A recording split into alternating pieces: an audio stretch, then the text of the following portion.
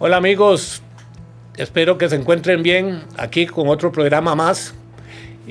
Vamos a tocar un tema muy bonito que a todos nos va a gustar, que son, bueno, parte del tiempo que tenemos de ligas menores, qué fuimos, cómo fueron las ligas menores nuestras, qué hizo Ronald en sus ligas menores, con quién jugó, para irnos metiendo a lo que queremos llegar, que es el cambio generacional. ¿Cuándo se hace un cambio generacional? ¿Qué tenemos para hacer un cambio generacional en diferentes situaciones? Ronald, por ahí vamos a andar, pero antes de comenzar, se nos fue el compa, el tercero. Sí, se nos fue. Yo no sé qué le pasa, nos dejó botados. Nos dejó botados el hombre. No, anda fuera del país y ojalá que disfrute esas vacaciones. Ronald, ¿cómo anduviste vos en ligas menores, en este cuento tan divino? Porque ahí realmente se forma uno. Sí, claro. Yo tuve la dicha de ser parte de un proceso importante que se hizo hace muchos años con don Juan José Gámez Rivera, que en paz descanse. Claro. El maestro Gámez reclutó aquella selección, los Carasucias, que nos convertimos en los Carasucias y que fuimos al primer mundial juvenil allá en Arabia Saudita. Y bueno, en medio de un montón de vicisitudes y de situaciones que habían antes también, ¿verdad? De organización especialmente, se hizo un lindo grupo, nos dieron un buen entrenamiento, fuimos al premundial en Guatemala y ganamos el derecho de ir y luego fuimos al mundial allá en Arabia. Pero Ronald, ahí me estás hablando, sí. ¿En qué categoría? En U20. U20. Sí, en ese mundial era U19, que después se convirtió en U20. Éramos jugadores todos de 17, 18 años aproximadamente. Pero lo que llamábamos nosotros mosquitos, infantil, juvenil. Y reserva. Era juvenil. Era juvenil. Ese mundial juvenil, sí. Pero vos en mosquitos, tuviste esa, no. Desde el inicio no. No, nosotros, a ver, antes de esta selección hubo una selección ay, se me olvida el nombre del profe Sandoval, de don Edgar Sandoval. Don Edgar Sandoval. Él tenía una selección sub-17, entonces don Juan José Gámez agarró esa base, esa sub-17, algunos jugadores de ellos, y les agregó los otros, ¿verdad? Los otros jugadores, hasta formar la juvenil. Y normalmente en ese entonces veníamos todos de nuestros equipos, de categorías menores. Yo en aquel momento jugaba con Uruguay de Coronado, y otros, me acuerdo que Juan Carlos Arguedas con Carmelita, Paul Mayorga con Barrio México. Entonces, bueno, en aquel entonces veníamos de clubes y ahí fue aquellos primeros años en donde la federación empezó a hacer procesos de selecciones menores, por ejemplo, el de la selección de China, aquella selección sub-17 que fue a China, donde fue Medford, donde fue Javier Guanchop, ¿verdad? Fernando Rosés, un montón de jugadores que hubo en aquel momento que fueron al Mundial de China y después vino la selección juvenil. ¿Dónde ubicas a Rolando Fonseca?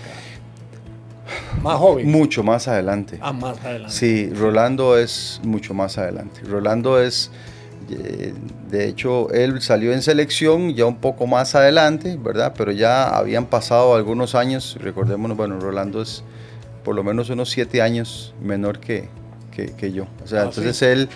Él después ya llegó a Saprissa, etcétera, y después en un momento estuvo en alguna selección menor, pero eso es mucho más adelante. No sé si a vos te viviste lo que viví yo en ligas menores, que nosotros en ligas menores en aquellos tiempos se entrenaba en la sabana y era de potrero, como dicen los argentinos, sí. De barrio. Sí. Se llegaban de todos los barrios de la capital a hacer ligas menores con diferentes equipos en la sabana. Había que quitarse más de una vez para que una avioneta aterrizara, porque ahí estaba el aeropuerto. Pero esto es cierto, lo vivimos. Yo soy de Zapote y llegué a hacer ligas menores con Saprissa. Todas las ligas menores las hice con Saprissa hasta el juvenil. Nosotros salíamos, es lo que yo quiero que la gente se dé cuenta, el cambio que hay. Nosotros salíamos en bus de Zapote al Parque Central. Parque Central pasaba el bus de Sabana Estadio. Ahí nos dejaban. Pero vean lo curioso, Ronald. Si yo me comía un copo, una sabana, acordate del copo, ya tenía que caminar de la sabana al Parque Central. Porque era con los pases totalmente contados, ¿verdad? Sí. Y ahí fuimos dándonos con una persona extraordinaria como fue don Ricardo Saprissa, que fue el que reclutaba gente en todos los barrios. En todos los barrios había gente de esa. Entonces, ¿qué era? Una mezcla de clases sociales. Como había gente, Ronald, como había gente de plata, porque yo tuve amigos de que llegaban con los papás o el chofer a dejarlos a entrenar. Habíamos gente de bus y cuidado otros de Atillo que caminaban hasta la sabana. Entonces había una mezcla de clases sociales que a la vez enriquecían muchísimo esos procesos, porque el entrenador tenía que jugar de formador y de papá. Claro. Y así ahí se iba dando hasta llegar a la reserva, que hoy no existe, que había una cosa... Que sería hoy la sub-21, digamos. Que sería hoy la sub-21, pero Ronald, había una cosa muy rica que se jugaba antes del partido. Claro. Claro. La gente llegaba a ver la reserva. Claro, por supuesto. Y ese machillo, ¿quién es? Ese fulanito, ¿quién es? Ya uno tenía protagonismo, porque la gente llegaba temprano al estadio. Bueno, eso ya no, hoy no se da, pero había una cuestión que era la mezcla, vuelvo a repetir, social, que enriquecía muchísimo. Claro. Porque un compañero, nosotros nos montaba el carro, el chofer, y nos llevaba a tomar café a la casa. Caserón terrible, y nosotros, ¿qué estamos haciendo aquí? Sí. Y no yo, muchísimos de nosotros, te repito, eso enriquecía mucho el fútbol. ¿A vos en ligas menores te tocó? ¿No sí, te tocó? Claro, por supuesto. Sí, todavía yo agarré parte de esas experiencias, de tener que ir a entrenar en el bus, agarrar Sabana Estadio, y que si uno se le pasaba Sabana Estadio tenía que caminar hasta la estatua de León Cortés para agarrar Sabana Cementerio. Correcto. Y llegar al Parque Central, después ir a agarrar el bus para Ipis, ¿verdad? Que yo vivía en Ipis en aquel momento, y mis compañeros también, tenían que venir, algunos de San Ramón, otros de Alajuela, otros de Heredia. Así que esa mezcla antes se había. Ahora eso se ha perdido mucho. O sea, todavía sigue existiendo jugadores que tienen menos posibilidades sociales y económicas que otros, evidentemente, como siempre pasa. Pero ya aquello de que lleguen en bus y que se tenga que cambiar ahí afuera. Sí, correcto. La gran mayoría en bus ya en este tiempo ya no se da. No, ya no se da. Eso ya es muy difícil, ya no se da. Al menos en una categoría como la sub-20, ni siquiera en la sub-17. Ahora los papás ya todos los llevan en carro, o incluso hasta les tienen... Hay equipos que utilizan un sistema de transporte en bus en algún lugar, ¿verdad? Y los van y los traen. Ese tipo de interacción y de dinámica, eso se ha perdido, pero tampoco es por culpa de ellos, es por culpa de nadie. Digo yo, es porque la sociedad todo ha cambiado, hemos cambiado, ya hay más recursos, ¿verdad? Ya ahora mandar a un chico sub-15 en un bus o sub-14 en un bus, ahí tal vez los papás se preocupan más, etc. Antes había más contacto de este tipo de experiencias, macho. Ahora ya es diferente. Ahora los jugadores ya llegan a su lugar de entrenamiento, como repito, o sea, ya les tienen buses establecidos para llegar a dejarlos al CAR o al Centro Deportivo Saprissa. Es diferente. Ronald, yo oí una vez a un argentino diciendo, por eso mencioné, que el fútbol es de potrero. El fútbol no lo juegan los giles, los tontos, sí, para efectos nuestros. El fútbol es de gente viva, de gente...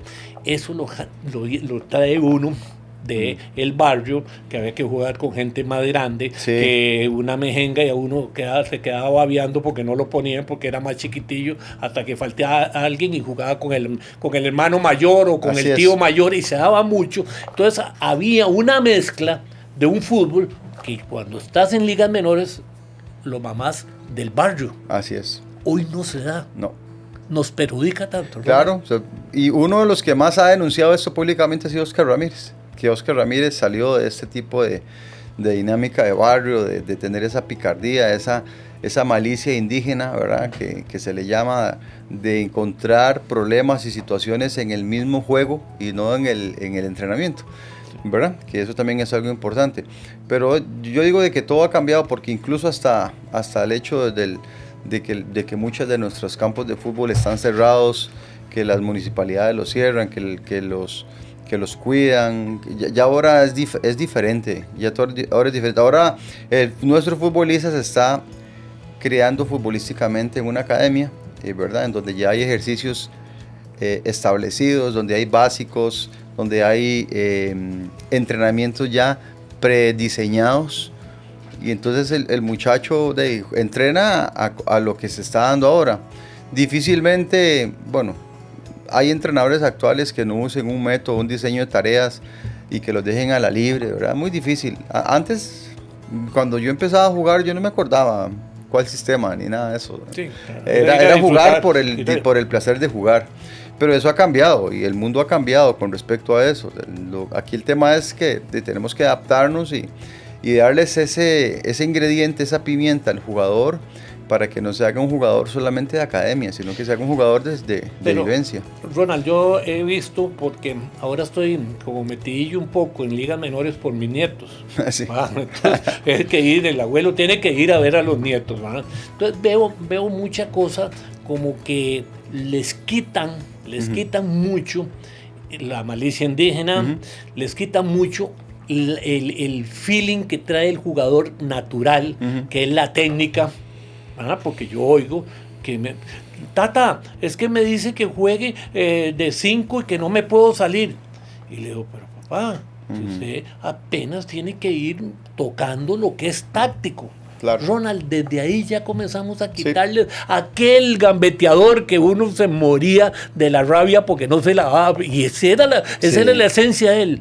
Sí, hemos perdido eso, y eso es algo que los entrenadores algunas veces hemos pecado, ¿verdad? Porque ya ahora el jugador no juega a la libre como antes, ahora nosotros les ponemos muchos condicionantes. Incluso... Pero Ronald, no me salgas de primera división. Salime, meterte, estamos hablando abajo. Ya lo quitan, ¿no? Claro, no estoy hablando de primera división, estoy hablando de formación. Y hay entrenadores que tenemos o tienen una gran responsabilidad de saber cuáles son las edades de formación, de educación y de competencia. Eso es muy importante. Algunas veces yo veo entrenamientos, yo también cuando llevaba a mi hijo a los entrenamientos en el equipo donde él estaba, veía entrenamientos de niños de 8 a 12 años, ¿verdad? Y yo decía, muy jóvenes para entrenar esto. Esto lo tienen que entrenar más adelante. Es que al principio el muchacho tiene que sentir el gusto al juego. No pueden haber tantas condicionantes. No podemos limitarle la calidad técnica al jugador. No podemos hacer un espacio reducido en donde usted le diga al jugador que tiene que hacer 2 toques nada más, o 3 toques. Porque si usted le limita la cantidad de toques, su riqueza técnica va a disminuir. Usted tiene que dejarlo que él resuelva problemas en el momento, que se quite a los jugadores de un solo tiro, a ver cómo hace. Por su calidad, ¿verdad? Ya después, cuando ellos estén más grandes, ya se estructuran ejercicios para poder jugar a 2 toques, incluso hasta 1 toque, a 3 toques, con comodines, con zonas de invasión, etcétera. Todo ese montón de cosas que se hacen ahora. Pero si nosotros desde la entrada de su formación, educación futbolística al joven deportista le ponemos condicionantes, le estamos limitando su talento. Eso es lo que yo pienso. Es lo que yo vi.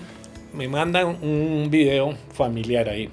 Uno de los nietillos tiene 4 años y lo ponen en el kinder a jugar fútbol. Y lo primero que veo yo es que viene pateando la bola, y Ronald, es una bola número 4, le llega a la rodilla. Así es un enano de 4 años y le llega a la rodilla. No hay nadie que le diga que tiene que ser una bola pequeñita hasta una bola de hule, para que vayan sintiendo la sensibilidad en el empeine, que pueda correr el chiquillo de 4 años con la bola casi pegándole en la rodilla porque era una bola número 4. A mí eso me llama muchísimo la atención, que no hayan gente de arriba, llamarlo visor, llamarlo gerente, lo que usted me quiera decir, que le diga o que capacite al muchacho que está entrenando en esas bases que es de diversión. Así es lo que decía anteriormente, los entrenadores tenemos una gran responsabilidad, y los que están actualmente la tienen, porque hay que entender y conocer cuál es el principio básico en esas edades. Por eso dije, las edades, como dije ahora, de los 8 hasta los 12, pero en la edad de formación o en la edad temprana, como su nieto, desde los 4 años hasta los 8 años, el niño tiene que agarrarle gusto a la pelota, al deporte, tiene que sentirse cómodo, incluso hasta hay trabajos con la mano, aunque no lo crea. ¿Y por qué con la mano? Porque se les ayuda a coordinar sus movimientos. La motora fina del jugador, de los niños, es todavía muy prematura. Ellos no pueden coordinar, por eso es que usted ve un partido, un jueguito de niños de 4 o 6 años, usted los ve a ellos con las manos por todos lados, la pelota les pega en las manos, ellos no están coordinados. Hay que llevarlos en un proceso. Evidentemente hay entrenadores que saben esto, hay entrenadores que son de pueblo y que simplemente les dicen, ay, no, voy a hacer una escuelita de fútbol, saqué un curso en la federación de licencia C, ¿verdad? De calentamientos y eso, y punto, y con eso les alcanza para tener su escuelita de fútbol, pero realmente ese grupo que él está entrenando, lo está entrenando desfasadamente, porque para eso hay reglas, y eso no lo digo yo, eso lo dice la teoría, eso lo dice... Y basado mucho en las edades. Y en las edades. Por eso FIFA sacó un programa muy bueno que se llama FIFA Forward, que es un programa de formación de jugadores a temprana edad, y en Costa Rica por dicha está, ya se está desarrollando acá, y hay entrenamientos lindísimos, pero claro, son muchachos que ya llevan una base, ¿verdad? Empiezan con una base que los van llevando poco a poco para después ya sacarles el rendimiento ya en su edad competitiva. ¿Cuál es la edad competitiva? Desde los 14 hasta los 17 años, ahí ya el jugador tiene que competir. Ya ahí la formación ya la tuvo que haber tenido desde antes, ¿verdad? Como esta selección que ahorita está compitiendo en el U16, que tiene ahora Ronda la Sofeifa, que está compitiendo en Guatemala. Esos son muchachos de 15 años, 14, 15 años, es una U16, y ya eso es competencia, ya usted compite para ganar. Al principio usted entrena para aprender. Para llegar yo a esa competencia de 15 años, ¿qué les tengo que dar a los muchachos de atrás? Bueno, formación, conceptos ya tácticos. Claro. Es que claro, porque ahora el programa de formación futbolística de la federación empieza desde la U10. Ahí incluso hasta la de UNAFUT, ¿para qué voy tan largo? Yo veo partidos en UNAFUT de U10, de U12, de U14, entonces ya ellos vienen en esa formación, son niños de 10 años.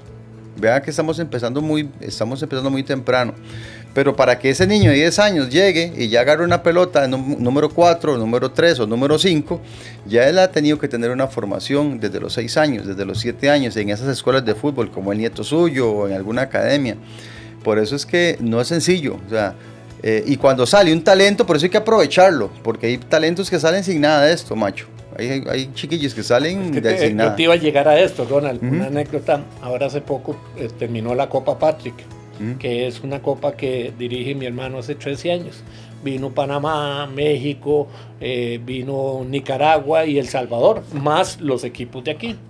Es de 8 a 17 años. Es pura liga menor y chiquillos. Estaba jugando un equipo de Panamá, el CAE, contra un equipo de Costa Rica.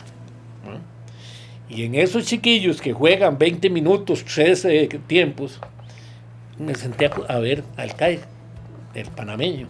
Sale una figurita, pero una figurita, pero el más pequeño de todos a la edad de ellos, con una técnica y un dribbling. Eso es de natural. Es natural. Eso es natural. Ese chiquillo, a todos les han dado lo mismo y para mí sobresalía. Es más, lo andaba siguiendo a ver a dónde jugaba, en cuál cancha, para ver si era cierto lo que había visto yo. Sí. Eso es natural. Así es. ¿Qué sucede con él? Hay que sacarlo ese grupo. Sí, el técnico tiene que potencializarlo, lo tiene que sacar, el visor se tiene que dar cuenta, el entrenador tiene que dar cuenta que él está por encima, tiene que ponerlo a jugar en una categoría superior o tiene que fortalecer esas virtudes. Si es así, el jugador rápidamente lo ponen en un entrenamiento diferente. Por eso yo le llamo a este tipo de jugadores especiales. Jugadores especiales, sí, pues son especiales. Tienen una condición técnica y cognitiva diferente a los demás. Puede ser que hayan otros muchachos buenos que no estén tan lejos de él, pero cognitivamente y su toma de decisiones es tan rápida y además de su capacidad física que los hace diferentes a los demás. A ese jugador hay que detectarlo, hay que sacarlo y hay que darle un entrenamiento diferente. Hay que exigirle más, hay que ponerle más desafíos. Ronald, como un muchacho que está dirigiendo esas categorías que estamos hablando nosotros, ¿cómo detecta un jugador especial que no es a nivel técnico, sino a nivel de visión panorámica, claro, del fútbol. Claro, en los entrenamientos, pero se ve rapidísimo. Uno lo detecta al jugador. Por ejemplo, en los reducidos que hablábamos ahora, de jugar libre o a 2 toques o a 3 toques, ¿verdad? O con comodines, tiene una facilidad de toma de decisiones más veloz que los otros compañeros, incluso hasta su desplazamiento, el escaneo que vuelve a ver si alguien lo está marcando, cómo se mueve el espacio. Es que eso se detecta fácilmente en un muchacho de temprana edad. No necesariamente que sea muy técnico, no. Es todo el momento de tomar la decisión. Exactamente. ¿Y cómo se mueve en la cancha? ¿En dónde encuentra el espacio? ¿En dónde entra en el espacio para poder recepcionar? ¿Cómo posiciona su cuerpo para recepcionar? Si tiene perfil para recepción o no. O sea, todo ese montón de cosas uno se da cuenta. A esos niveles. Sí, aquí en Costa Rica hay academias que trabajan eso, que trabajan muy bien esa parte. ¿Y qué es lo que sucede? Que rápidamente llegan los equipos y los ven y se los llevan. Sí, llegan a pescar ahí. ¿Verdad? Acá había un programa de selecciones regionales en el cual yo participé durante mi época en la federación. ¿Y qué significaba eso? Nosotros hacíamos convocatorias y llegaban jugadores al Proyecto Gol, ¿verdad? Cuando recién estaba inaugurándose. Y ese día hacíamos colectivos para escoger posibles seleccionados y para ver, ¿verdad? De diferentes zonas del país. Y me acuerdo perfectamente que llegaban todos los visores de Saprissa, La Juela, Heredia, Cartago, todos llegaban ahí, todos amigos nos solicitaban permiso y llegaban. Y se sentaban con papel y lápiz ahí, me acuerdo de algunos que Número 8. Y terminaba el entrenamiento y después ellos lo localizaban, entonces lo sacaban. O sea, llegaban como seleccionador regional, pero después lo sacaban y ya se daban cuenta que era de Alajuela, de Puriscal, de allá de Esparza, todo ese cosa. Y entonces ellos ya lo localizaban. Y entonces ya después ese jugador, cuando lo convocábamos nosotros, ya no estaba en selección regional, ni en el Deportivo Llaneros. No, ya estaba en Herediano, o en Alajuela, o en Saprissa. Entonces ya teníamos que mandar la convocatoria ya a un equipo. O sea, eso funciona así, eso es algo... Y con un agravante, porque eso sí lo viví yo, sí, con un agravante, que vos de técnico de la selección, de la federación, lo convocabas y muchas veces no te lo prestaban porque tenía que ir a jugar contra Zarcero y tenía que ser campeón goleador. Así es. Y no se lo prestaban. Ahí hay un montón de anécdotas de esas. Yo las viví. Claro, o sea, es dificilísimo, porque ya después el jugador... ya el club lo comienza a visualizar en otra parte, ¿verdad? Entonces sí, me tocó muchísimas veces como seleccionador juvenil llegar un lunes después de una convocatoria y que me llegaran 8 jugadores nada más. ¿Y por qué no me los mandaban? Bueno, por eso, porque tal vez el miércoles tenían partido contra Deportivo X, ¿verdad? Y no los prestaban porque ya el jugador lo habían subido a primera división y lo querían ver en el entrenamiento de la primera división. Y no potencializaban el hecho de estar seleccionado en una selección sub-20. Y eso también es parte de todo esto que ha estado ocurriendo, porque ahora los jugadores de ahora ya incluso hasta el representante tienen, macho. Ronald, ahora que te conté lo del convivio del sábado, tocábamos Rolando Villalobos y yo este tema. Ronald, antes se mataba uno para que lo llamaran. Estaba que venía el llamado del técnico y ojalá esté yo aquí. Y hoy hay una pasividad, si lo llaman bueno, si no también. No se ha dado por eso que los mismos clubes les han quitado esas ganas. No andará por ahí. Yo he tenido la posibilidad de ser técnico de selección y también técnico de club, ¿verdad? De club, en primera división y en selección y en equipo menor trabajé también. Y la verdad es que no es por ponerme una flor en el ojal, pero vea, a mí siempre, incluso hasta en Guatemala, cuando he sido técnico en Guatemala, me ha llegado convocatorias para selección nacional y yo le digo al jugador, usted tiene mi permiso completo. La selección tendría que ser la motivación más grande de un jugador. Es la experiencia máxima para un jugador representar a su país. Y aunque a gritos y saltos, algunas veces, y no con tanto placer, tenía que mandarlos y los mandábamos a los jugadores. Cuando había un plan de selecciones establecidos y me mandaban las fechas y todo esto. Eso lo hacíamos, ¿verdad? En alguna vez sí me molesté cuando llegaban convocatorias que no estaban planificadas y que me pedían a jugadores cuando teníamos partidos, eso sí es diferente, pero cuando hay una planificación, el jugador tiene que estar feliz yendo a la selección. O sea, no hay ningún equipo que le dé la exposición a un jugador como una selección. Como una selección. Ni un equipo. O sea, aquí se han ido jugadores a jugar al extranjero y ha sido por lo que lo han visto con la selección, ni siquiera por sus equipos. Entonces hay que volver a sembrar ese interés en el jugador y en el club, que también ya ahora lo tiene, el club ahora tiene un poco más de conciencia, en decir, mi jugador lo voy a exponer para poder venderlo, que al final eso es lo que los equipos quieren, ganarse un dinero con sí. Eso, ¿verdad? Pero también el jugador tiene que saber, tienen que haber ese interés. Es lo que hablábamos el programa pasado, tiene que haber un profesionalismo integral. Así es. La carrera es muy corta, económicamente aprovecharla, porque no. Entonces también tiene que venir mucho de eso del jugador, pero eso del formador, eso es la casa, lo hablamos el programa pasado, sí. Pero Ronald, yo llego a lo que quiero llegar a esto es cuando llega a representar a Costa Rica. Va hecho, tiene todos los valores, tiene todos los fundamentos para estar en esa selección que vos lo ves, o vos todavía cuando te llegan, vienen con unas limitaciones terribles.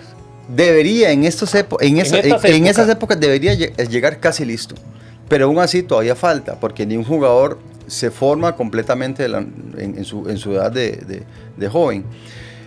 Con esto le digo, Macho, que yo he tenido jugadores de primera división que todavía tienen deficiencias en la parte técnica, en la parte cognitiva, en la parte táctica, ¿verdad? Que llegaron a ser jugadores de primera división, ¿verdad? Por su talento, no tanto por su conocimiento. En esta época tendrían que estar los jugadores ya más completos. ¿Por qué? Porque lo que hablamos en el programa de FIFA Forward, en el programa de los clubes está U12, U10, U12, U14, U15. Usted ve ahí en UNAFUT todos los campeonatos que hay. Ya tendría que estar. Ya no es aquel muchacho que íbamos a la sabana a jugar, que tenía que venirse en bus, que tenía que caminar, que tenía que andar buscando pases o no comiéndose la empanada aquella que venía en el Estadio Nacional, llena de grasa. Todos sentados ahí, o sea, ya eso no existe. Ya el jugador tendría que estar listo. O sea, la federación ha hecho esfuerzos grandes para poder formar a ese jugador. Los equipos están haciendo esfuerzos. Usted ha ido al Centro Deportivo Alcalde, el de Alajuela. Dormitorios, todo. Desayunos, almuerzos, al de Saprissa algo parecido. Las vitaminas, alimentaciones, proteína, todo. O sea, mi proteína, por ejemplo, cuando yo jugaba era lo que yo comía y era mi almuerzo y mi cena. Mi desayuno cuando desayunaba, ¿verdad? Esa era mi proteína. Yo nunca tomé proteína que no haya sido de mi forma de alimentación. Y muchos colegas y compañeros. El plato común de uno. Arroz, común, frijoles sin carbohidrato, proteína, pollo o carne o pescado y ensalada. Sí. Eso era la alimentación de uno antes. Correcto. Ahora no, ahora por eso le digo que ya ahora, como decimos popularmente, ahora manda, o sea, ya ahora no, ahora el jugador desayuna antes, Macho. Desayuna antes del entrenamiento y después del entrenamiento le dan almuerzo. Y los que no le dan almuerzo, les dan proteína, o les dan un yogur, o les dan una merienda. Esto porque después del esfuerzo de 2 horas, el cuerpo, los 60 minutos después del entrenamiento, necesita carbohidrato, necesita algo para que el músculo absorber. Y entonces, antes, ¿qué era lo que nos comíamos? El copo o la empanada. Ahora es un yogur, una barra de granola, un cereal o algo que le den. Entonces deberíamos en esos tiempos estar mucho más preparados, que los jugadores lleguen mucho mejor preparados. Ok, pero ahí hablamos que ya deberíamos de estar bien preparados a nivel alimenticio, a nivel vitamínico, todo. Físico, pesas, todo, porque todo lo tienen. Sí. Ok. Cuando llegan, Ronald, cuando te llegan a vos, a la sub-20, cuando te llegan a la mayor, que vos llegas y decís, yo necesito un cambio generacional, como lo dijo Alfaro, que era urgente aquí y que lo comenzó a hacer. ¿En base a qué se hace un cambio generacional, Ronald? si tal vez vos no tenés para la selección mayor o para la 20 que vos necesitas, a la 20 que vos necesitas, esa competencia ya pura internacionalmente? ¿Se puede hacer un cambio generacional o hay que llevarlo a puntos? Ahí yo digo que sí se puede hacer, por supuesto. O sea, todos hemos sido parte en algún momento de ese cambio, ¿verdad? Como jugador y también como entrenador. Yo digo que sí se tiene que hacer. Es más que todo, y es una obligación de cada federación, de cada selección a nivel mundial hacerlo. Hemos visto esos cambios generacionales a nivel internacional también. Les voy a poner 3 ejemplos clarísimos: el de Estados Unidos, el de Italia y el de España. Y algunas veces esos cambios les cuestan mundiales, les cuestan torneos. Recordémonos de que Italia le costó muchísimo un cambio generacional y dejó de ir a mundiales Italia. España dejó de ganar por el cambio generacional que tuvo. Hasta ahora está retomando otra vez, pero pasaron algunos años. Estados Unidos se quedó fuera de mundiales igual, exactamente. Nosotros, para poder dar ese cambio, lo tenemos que dar porque es que el nivel y la exigencia lo pide. Pero ¿cómo se tiene que hacer? Esa es la pregunta. Si se hace de un solo tiro, como lo intentó hacer don Gustavo Alfaro, ¿verdad? O si se puede hacer a nivel de figuritas, a nivel individual, 3, 4, ¿verdad? Como ahora en esa convocatoria creo que lo va a hacer Miguel Herrera, ¿verdad?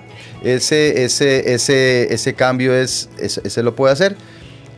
O del todo irse a la segura, entendiendo de que si el resultado no sale, se le puede venir todo encima. ¿Cuál es a la segura? Bueno, convocar a los jugadores que siempre han estado en la selección y que ahora están llamando o que ahora están tomando mano, ¿verdad? Porque recordémonos que nuestro portero, como es Keylor, que es el mejor para mí, es un jugador de 40 años. Correcto. ¿A quién estamos preparando después de Keylor? ¿Verdad? A Patrick, ¿verdad? Pero Patrick se lesionó ahora en esa convocatoria. ¿Ah, sí? Entonces llamaron a Esteban, pero Esteban ya tiene 35 años. ¿Y quién es el mejor portero actualmente en el campeonato? De acuerdo a los números, Briseño. Pero Briseño tiene 34 años, 33 años. Es año 91. Estamos esperando a gritos a Celso. ¿Verdad? ¿Con qué edad? Estamos esperando ahora que Celso sea nuestra solución en el medio campo con 35 años. Celso tiene 36. Celso es año 87, ¿sí? Casi 37, en 36, 37 años. Entonces, volvemos a una receta que en el pasado nos dio súper éxito, ¿verdad? Y que pensábamos que ya estaba superado por un cambio generacional que empezó don Gustavo. Y ya nos damos cuenta, cuando estamos en la competencia y con el agua casi hasta el cuello, de que ahora los que nos van a salvar, supuestamente, son la vieja guardia. La vieja guardia, ¿verdad? Cuando ya estos muchachos, que ya ellos cumplieron, o sea, Celso fue a 3 mundiales, Keylor va a ir a su 4º mundial si vamos a 3 mundiales también tiene Keylor.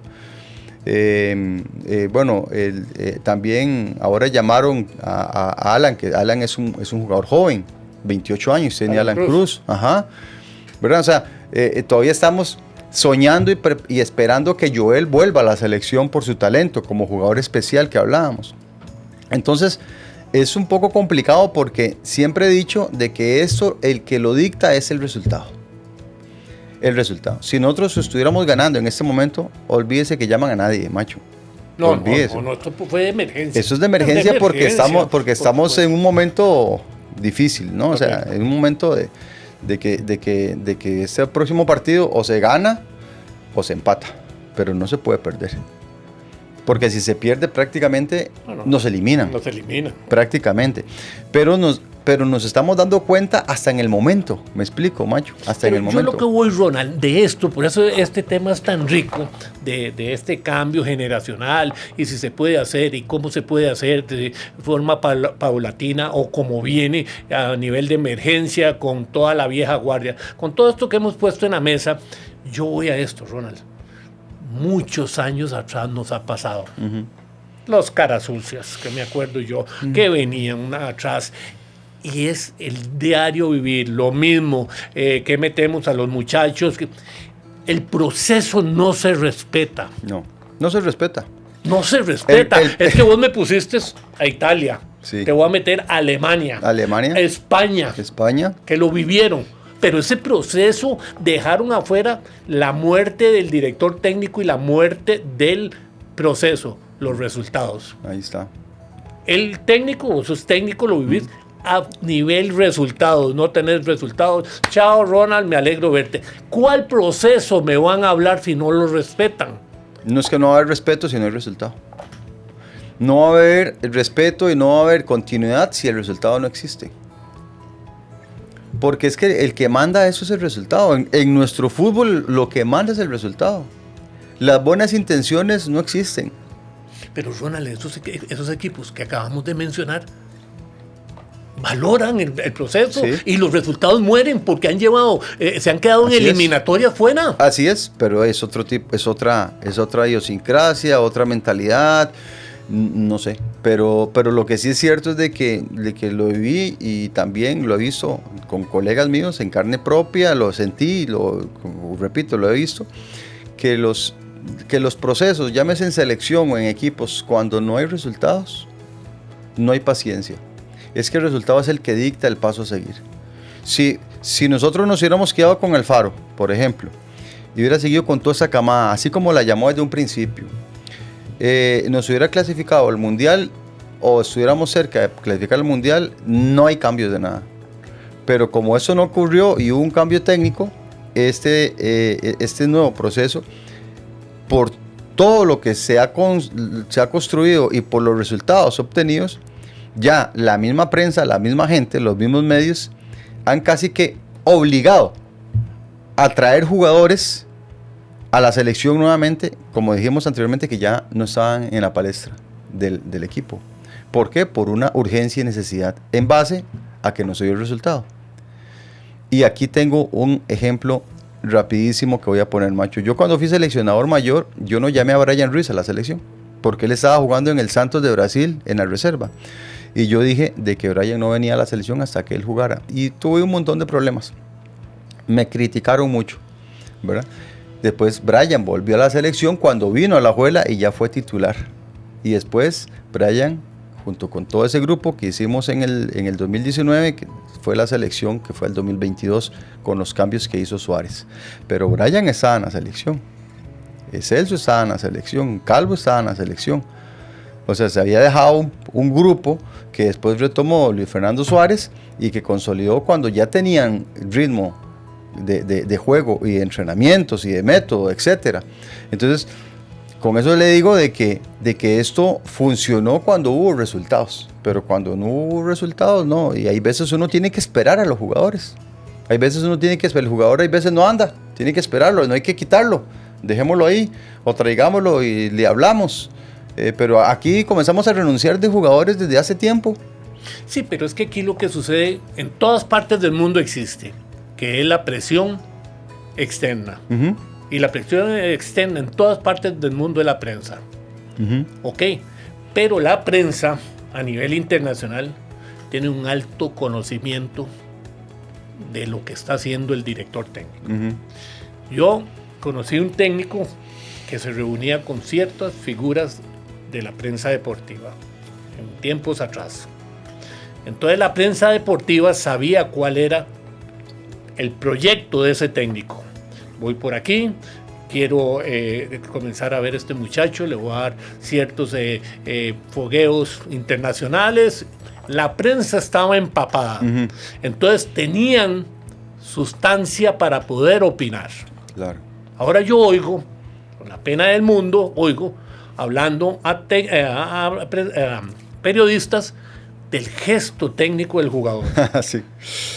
Dios mío, sí, pero sí. Si no han pateado nada, ¿me entendés? No necesariamente yo he estado metido en prensa, no necesariamente tiene que haber sido futbolista para ser un buen periodista. Lo que yo digo es que tenemos que todos capacitarnos para poder entender. Sí. Y una de las críticas que les hago yo a ustedes, los técnicos, es que ustedes tienen que darnos herramientas a nosotros. Uh-huh. Hacia por dónde van, qué quieren hacer. Uh-huh. Hay veces se enconchan mucho. Uh-huh. Y comienza la prensa, no, es que Ronald esto y es que Ronald por allá y que Ronald no sirve y que quítelo ya. Uh-huh. Y muchas veces digo, Ronald tiene la culpa, porque si Ronald se abre un poco más con la prensa, es que hay que estar ahí, yo te entiendo, no, hay que estar ahí, yo te entiendo, tampoco puede ser, pero si vos te abres, ese es mi pensamiento, si vos te amplias un poquito más y me decís, macho, esto no es así, es así, así, así. Ay, Ronald. Sí, yo lo pienso para volverlo a decir. Sí, pero es difícil. Es dificilísimo. Sí, es muy difícil. Ese portón no se puede abrir. Ese portón hay veces uno lo intenta abrir, pero nunca va a ser suficiente si no hay resultados. Sí, es que el resultado sí es ¿verdad? primordial. Nunca va a ser suficiente. Porque el podcast no se trata solamente de mí, ni de mi vida. Se trata de fútbol. Pero yo hice esfuerzos en mi gestión de hacer algo parecido y es muy difícil.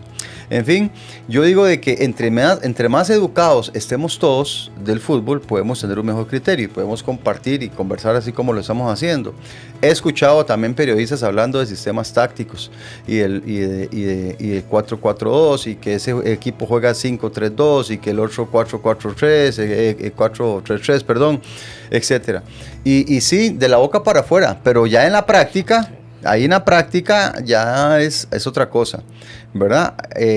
Hay que estar ahí en la línea, hay que estar ahí dirigiendo y con todo respeto lo digo de que hay veces las decisiones del técnico en ese momento son difíciles de tomar. Tiene que tener gente uno a la par para que le ayude, para que lo ubique, para que le aclare el panorama. Los entrenadores algunas veces vemos cosas, los asistentes ven otras cosas. Entonces todo esto es una dinámica en conjunto. Hablamos la otra vez también de que nuestra selección y nuestros equipos aquí, especialmente la selección, tiene que ser como un proyecto país. O sea, tenemos que preocuparnos todos para el mejoramiento continuo de nuestro fútbol. Que no hagamos cosas para decrecer futbolísticamente, ¿verdad? De que los jugadores tengan conductas adecuadas para que todos sean tomados en cuenta, que sean competitivos, que sean una opción más para el técnico, que anden bien en sus equipos, que si se vayan al extranjero, sí, váyanse al extranjero, gánense su dinero, pero crezcan como jugadores para que cuando vengan aquí enseñen, ¿verdad? Nos enseñen y nos den un salto de calidad. Ese sería el panorama ideal. El transcurso de todo eso que le he dicho, eso es donde vienen cosas, ¿verdad? Y donde vienen dificultades, donde vienen escasez de resultados, porque si en este momento estuviéramos con 6 puntos, macho, o sea, no pasa nada. No pasa nada. No pasa nada. Pero yo voy a esta. Para terminar esto, Ronald, yo voy a esta. Siempre lo he creído. Yo digo que el dirigente costarricense, voy al grano, yo, tiene que capacitarse igual o mejor que un técnico, que el jugador, porque él es el que toma las decisiones. Así es.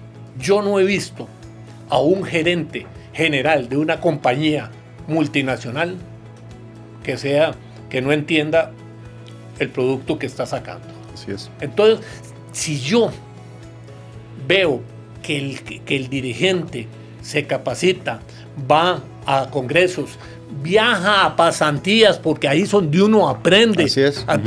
Mejoramos mucho. ¿Qué te parece? A mí también me parece muy bien. Lo que pasa es que eso es difícil. Y si eso no ocurre, lo que se debería en el panorama ideal sería como que se haga acompañar con gente de fútbol. Porque tal vez un dirigente sea un empresario y no sepa nada de fútbol. Está en todo su derecho. Sí, no, eso yo no lo critico. Pero que cuando llegue al puesto que quiera, se haga rodear de gente que sepa de fútbol y que pueda ayudarle a tomar decisiones en un grupo colegiado en donde hay un montón de intereses. Pero ahí entra el amiguismo y usted lo sabe. Entonces ahí en ese grupo donde está ahí 8, 10, 12 personas de diferentes equipos y de diferentes ideologías, ahí es donde es un problema. ¿Qué sería lo ideal? De que todos comulgaran en su mayoría en el mismo criterio, con diferencias normales que se tiene o que se puede ver en un grupo colegiado. Pero aquí el problema pasa, hay veces de que esos dirigentes o esas decisiones que se toman por iniciativa de uno nada más, o de dos, máximo dos. Máximo dos. ¿Verdad? Y entonces ahí es en donde vemos cosas como las que han ocurrido en nuestro fútbol y entonces esos cambios tan abruptos que algunas veces pasan y que vemos de colegas y entrenadores de que en la segunda fecha o en la cuarta fecha ya no están dirigiendo o vemos, no sé, o vemos entrenadores que duran poco en proyectos. ¿Por qué? Porque en el camino hay situaciones que incomodan mucho, ¿verdad? Y entonces eso es todo un tema, por eso es toda una educación. El fútbol tiene que ser un proyecto país en todo lado, ¿verdad? Tiene que ser integral, no se puede desligar una cosa de la otra. Bueno, Ronald, qué rico este conversatorio, porque pretendemos darle herramientas a nuestros amigos de este podcast para que tengan más conocimiento. No es así nomás, hablamos de la formación, hablamos de las ligas menores, hablamos de todo esto como para llegarles a lo que está viviendo hoy la selección nacional, que va para un partido que usted lo ha jugado, yo lo he jugado. Durísimo. Muy, muy duro. Muy duro. Y por ahí andamos. Sí, ojalá que puedan atinarle a las decisiones, ¿verdad? Y que los jugadores que escoja el técnico sean adaptados para este partido, pero sí va a ser un partido bravo. Ya después analizaremos el partido, lo hablaremos acá en el podcast, pero sí va a ser un partido difícil, duro, en el cual hay que saber resistir. Tenemos que ser resilientes, resistir también momentos de juego y intentar dar la estocada en el momento preciso. Talento más plus. Así es como yo he visto y he jugado esos partidos. Claro. Los he vivido en carne propia, ¿verdad? Aprender a sufrir, a ser resistente y a dar la estocada en el momento preciso. Así es como hemos ganado en todo lado. En tiempo mío, sangre, sudor y lágrimas. Pues muchísimas gracias. Que la pasen bien. Chao.